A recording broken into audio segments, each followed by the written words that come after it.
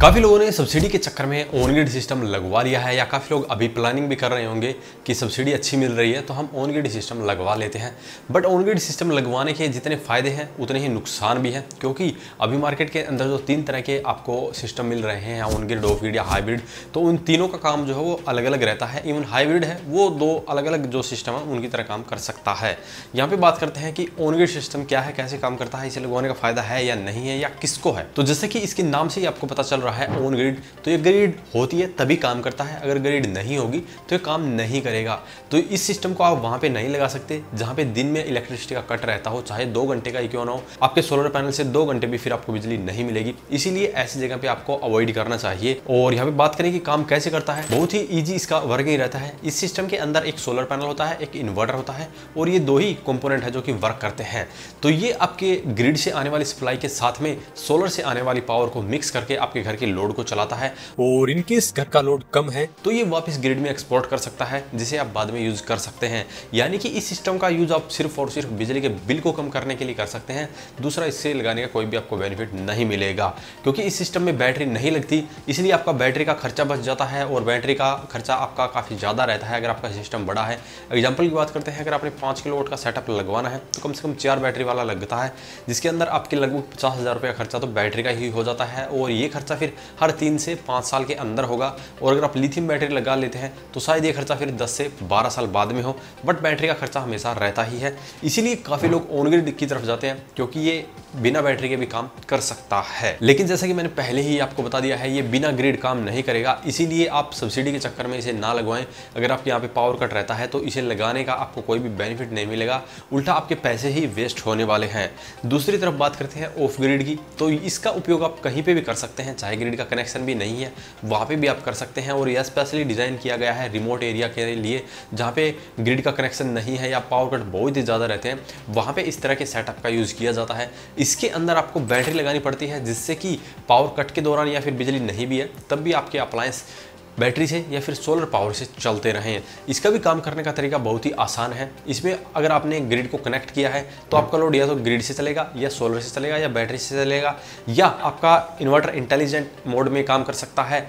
तो ये सोलर और ग्रिड की पावर को मिक्स करके चला सकता है, या सोलर और बैटरी की पावर को मिक्स करके आपके घर के लोड को चला सकता है। इससे आपको अच्छा खासा बैटरी बैकअप भी मिलता है और इससे आपका बिजली का बिल भी कम हो सकता है।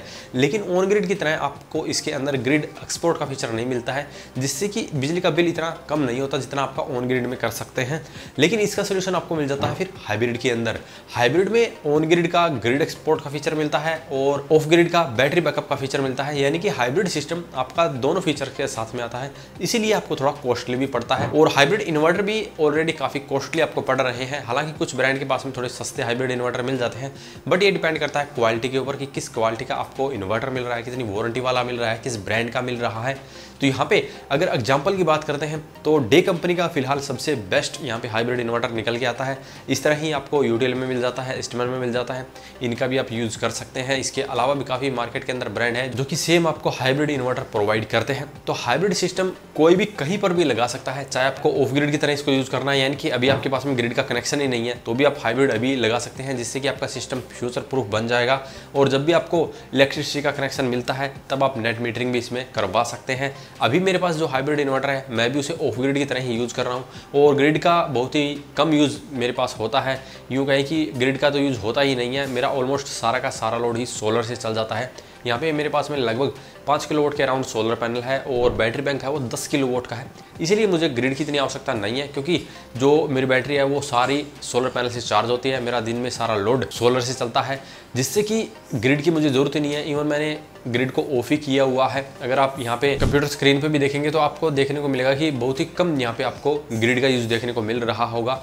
और ये ग्रिड का यूज़ भी तब करना पड़ता है जब या तो वेदर अच्छा ना हो, यानी कि धूप ना निकली हो या बारिश वाला दिन हो, तो उस समय मुझे फिर ग्रिड का यूज़ करना पड़ता है। अदरवाइज़ मेरा सारा का सारा लोड सोलर के थ्रू चल जाता है। और अगर मैं इन फ्यूचर इसमें नेट मीटरिंग को भी ऑन कर देता हूँ तो ये मेरा कंप्लीट सिस्टम एक बेस्ट हाइब्रिड सिस्टम बन जाएगा। तो उम्मीद है अब आपको पता चल गया होगा कि ऑन ग्रिड सिस्टम लगवाने का आपको फायदा है या नहीं, या ऑफ ग्रिड लगवाने का फायदा है या नहीं, या हाइब्रिड लगवाने का फायदा है या नहीं।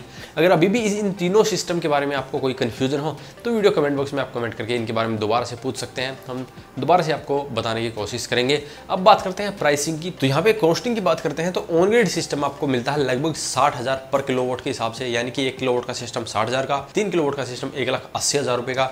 इसी तरह से जो ऑफ ग्रिड सिस्टम है वो आपको पड़ता है लगभग 70,000 पर किलोवाट के हिसाब से, और हाइब्रिड सिस्टम आपको पड़ता है लगभग 80,000 पर किलोवाट के हिसाब से। यानी कि अगर आप 3 किलोवाट का सेटअप अगर आप हाइब्रिड सिस्टम में लगाते हैं लेटेस्ट टेक्नोलॉजी के इन्वर्टर के साथ में, तो वो आपको लगभग 2,30,000 से 40,000 रुपये के अराउंड पड़ता है। तो यह टोटली आपके बजट के ऊपर डिपेंड रहता है कि आप कौन सी ब्रांड का कौन सा सिस्टम ले रहे हैं। हालांकि अगर आप 3 किलोवाट के सिस्टम के अंदर कॉस्ट कटिंग करना चाहते हैं तो कुछ सस्ते हाइब्रिड इन्वर्टर मिलते हैं, जैसे कि सेल्ट्रॉनिक के पास 65,000 रुपये में आपको डबल बैटरी वाला इन्वर्टर मिलता है। तो उसमें 65,000 का आपका इन्वर्टर हो जाता है, 2 बैटरी आपको लेड एसिड लगाएंगे तो लगभग 25,000 में मिल जाएगी। तो ये सेटअप आपका लगभग 90,000 रुपये में इन्वर्टर बैटरी का हो जाएगा।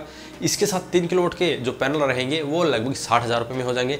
तो देख सकते हैं 1.5 लाख में तीनों कंपोनेंट मिल जाते हैं। इसके अलावा 20 से 25,000 रुपये और आपका एक्स्ट्रा खर्चा होगा, तो 2 लाख रुपये से कम में ही आप कंप्लीट ये सेटअप लगा सकते हैं। तो इस तरह से आपको कस्टमाइज करना पड़ता है अपने पैसे बचाने के लिए, और अगर आप सही ब्रांड का और सही सिस्टम चुन लेते हैं तो आपके काफ़ी पैसे की भी बचत हो सकती है। तो उम्मीद है अब आपके सभी सवालों के जवाब मिल गए होंगे कि on grid solar system, of grid solar system क्या है, कैसे काम करता है और इसे लगवाने का कितना खर्चा आपका आ सकता है। अगर इसके बारे में अभी भी आपका कोई सवाल या सुझाव हो तो वीडियो कमेंट बॉक्स में कमेंट करें। वीडियो पसंद आए तो लाइक करें, शेयर करें, साथ ही हमारे चैनल को सब्सक्राइब करें। सब्सक्राइब करने के साथ साथ बेल आइकन को जरूर दबाएं ताकि इस प्रकार की वीडियो आपको समय समय पर मिलती रहे। धन्यवाद।